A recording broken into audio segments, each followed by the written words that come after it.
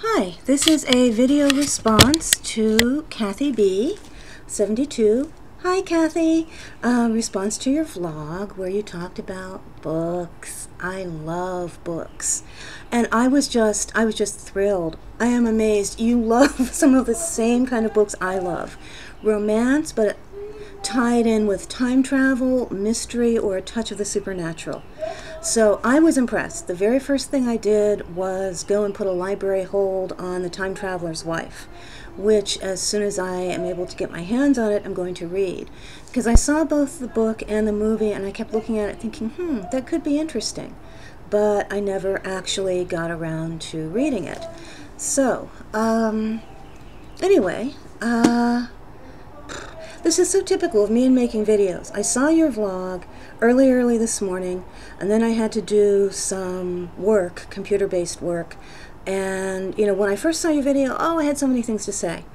And now that I am actually taking some time to do my response, it's like, But anyway, so I wanted to tell you how much I appreciated you sharing your books with us, your viewers, and I was going to share some with you.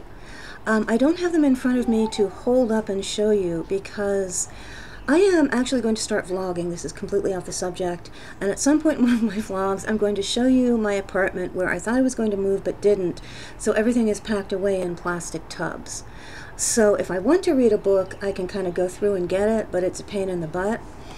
But anyway, some authors I wanted to share with you were, let's see, Barbara Michaels. I love Barbara Michaels. I don't know if she's, become as popular in Australia as she is here. Under a different name, Elizabeth Peters, she does Amelia Peabody mysteries. And Amelia Peabody is an archaeologist, kind of during the golden age of archaeology. So that's one whole series, but I am talking about her books that were popular, I guess, starting in the 70s through the 80s, 90s, all the way up till pretty much, she still does them occasionally, although she tends to do more of the Amelia Peabody. And they were what I would call sort of gothic romance mystery. And one of the things I loved about them is she is local to my area, which is the DC metro area. So a lot of her books are set in areas that I know. So one of her books I'm going to recommend is Ammie, Come Home. And that is a romance. It's also supernatural. It's short. It's not a big, overwhelming read. It's kind of out of print, but I saw on Amazon you could get it for a penny. Now, I don't know about Amazon Australia. That's a little different. But pretty much, if you look through her books... Oh, I like Ammie, Come Home because it's set in Georgetown, which is, of course, not all that far from me. And, the history is history that I'm interested in.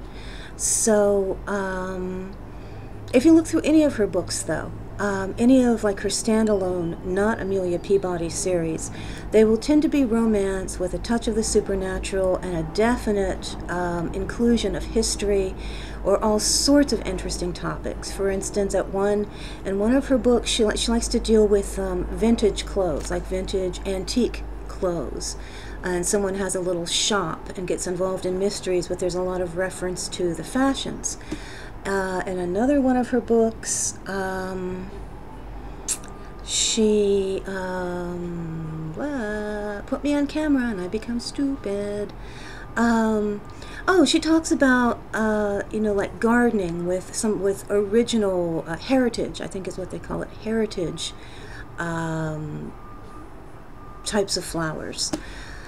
So anyway, that is Barbara Michaels, and then the next author is Anya, either Seton or Seton, I don't know how you pronounce it, S-E-T-O-N, and I'll write all these authors down below. And one of the first, of these sort of romantic time travel style books that I read was called Green Darkness, and I read it as a teenager, and I just loved it. Green Darkness deals with reincarnation and romance in the past, reflecting relationships in the present. And now it is a big, thick book. All of her books are big, thick reads. But like you described, Time Traveler's Wife, it's the kind of thing that once you get into it, you don't want to let go. And she also wrote a book called Katherine, about Katherine Swynford and John of Gaunt. Now this is more just a novelized kind of biography, but I also think reading this pretty young in my teenage years is sort of what developed a love of history in me. So yeah, I mean, it's a really, really great book. And I'm trying to think if there were, oh, Barbara Erskine. Barbara Erskine wrote Lady of Hay, and again, that's along the same themes as the other two books, and kind of the books that you described as having read in your youth, where they, you know, there's a romance, but it deals, you know, between the past and the present, and it's just exciting. There's just so much going on. Wonderful, wonderful book. So I'll write down all the authors' names and post them below. And as for what I am currently reading, I just got this book out of the library. It's called The Ballad of Tom Dooley by Sharon McCrum. And she is writing a fictionalized account of the crime that went behind The Ballad of Tom Dooley. And I've just started it, so I can't really give a review of it, but I've read many of her other books. I've more or less been reading her all the way along. And she does have some very different sort of threads in her writing. Ballad novels, Rosewood Casket, Ballad of Frankie Silver, Songcatcher, Ghost Riders. They're all set in the Appalachians, you know, of the United States. And they have a tendency to sometimes be kind of depressing. But they're depressing in sort of like, you know, not an ugly, gritty way. But I don't know how to describe it, sort of a haunting. You know, they're kind of crying, but it's like sort of haunting and beautiful at the same time. I don't know how to describe that feeling. I don't know if maybe I'm the only person on the planet that gets it. But anyway, there's always a slight tinge of supernatural, very, very slight compared to the other books. Let's see, she did write some books, the NASCAR novels, and I never read them because, to be blunt, racing cars doesn't appeal to me. Elizabeth McPherson novels. Those are straightforward mysteries, and they're humorous. I love them. So any of her books that you encounter, you might even like the NASCAR novels if you're, you know, a race car fan. And I'm not trying to be critical of people who are. I just don't have that much interest in it. So anyway, yeah, you and, Ayana and Chris from Ask Mix Chris, I've just been watching you, and I've decided, I mean, I'm both excited and full of trepidation, but I think I'm going to do the 100 vlog challenge thing. So anyway, oh, I wanted to talk to you also about, you know, what you said about your weight and about feeling dumpy. I am unhappy with my weight because I have finally, I've been yo-yo dieting, and I guess all that will at some point come out in my blogs. I've never had a comfortable, healthy weight, you know, so I've been thin and then heavier and thin and then heavier, but the heavier keeps going up steps. So I have reached a point now where my body is not happy. It's not like I just look in the mirror and say, ooh, look at that, blood, looks like a bullfrog croaking. People talk about jowls, like little things down here. I have this thing under my neck. Anyway, I'm sorry. I shouldn't have done that. Okay, anyway, let's just put that aside. But you know what? If I start a vlog, you know, and if I try to do it like every day, God only knows what some of these days are going to be like. Oh, and Tulip Sun, I did not mean to forget you. I mean, I watch your vlogs too. So you are another inspiration to just step out there and do it. So within the next couple of days, vlog number 1 is probably going to appear. But anyhow, what was I talking about? Oh, okay. I was talking about weight. So now my body is unhappy, physically unhappy, you know, like aches and pains that I know I would not have if I did not weigh 200 pounds and was not 5'3" with a relatively small frame. So I've gotten way past the, gee, I wish I looked like a supermodel today phase. I've gotten into the, my feet hurt. They feel like somebody dropped 200 pounds on them. I did! Ah! Anyway. Some of this poundage has got to go in order for me to feel good. So that's what I'm working on. getting rid of some of this poundage. As for feeling dumpy, I mean, I'm shaped like a dumpling, but what I do to fight that feeling, yes, I tend to wear loose, unstructured clothing, you know, not very fitted, because I actually think at times after I've eaten, my belly bulges out bigger than my boobs. Can I say boobs on YouTube? I have no clue. So I think I'm going to shape like, I mean, literally I'm shaped like a dumpling with like a little tiny shelf up top and then the big round, you know, belly thing. But anyway, so yes, I do not like to wear fitted clothes because, you know, I mean, it's like the Michelin tire man's girlfriend thing. But anyhow, what I do love is color and big, crazy jewelry and pizzazz. So I kind of compensate for the fact that I tend to go with, whenever I can get away with it, the loose, unstructured clothing, and I do color. I'm kind of the opposite of Miss Chris. I love color. I think people are sometimes so stunned by the amount of color that is coming at them that they really can't see much else that's going on. So anyway, I will give you a quick camera tour of me and my color.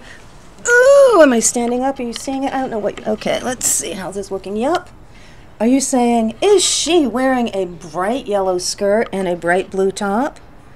Yes, she is. Ah, she is. It's scary.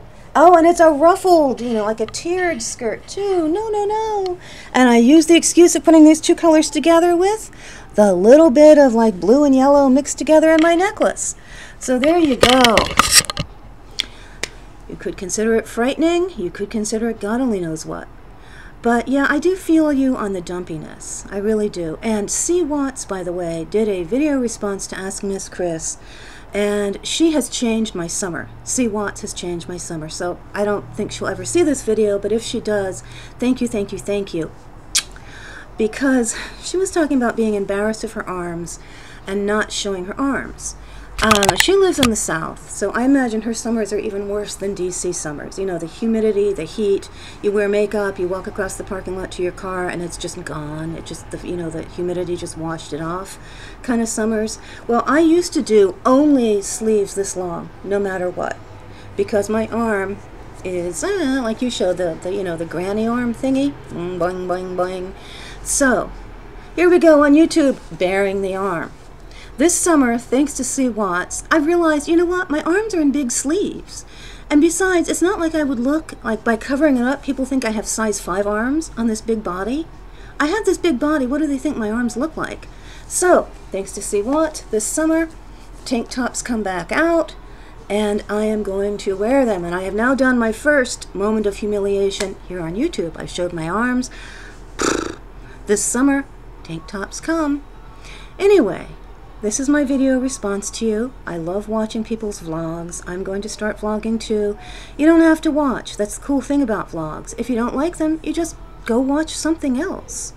If you do like them, if you do find something you relate to in the person, then you found something really enjoyable that is a lot better than most of what's on TV. Although I will tell you about my TV shows at some point.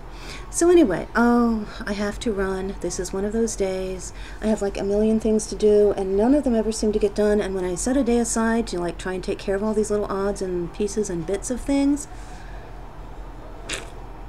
Anyway, and I have insomnia, so I'm like half insane with lack of sleep. And it's because I'm, you know, at that age where, you know, you have those hormone changes, and insomnia is one of the symptoms, side effects, whatever. Okay, Alice, shut up. Bye, Kathy. I hope this doesn't scare you out of vlogging. I promise there won't be any more vlog responses. All you have to do is say, no, and I'll not do this anymore. I'll just type comments. Anyway, happy Thursday. Bye.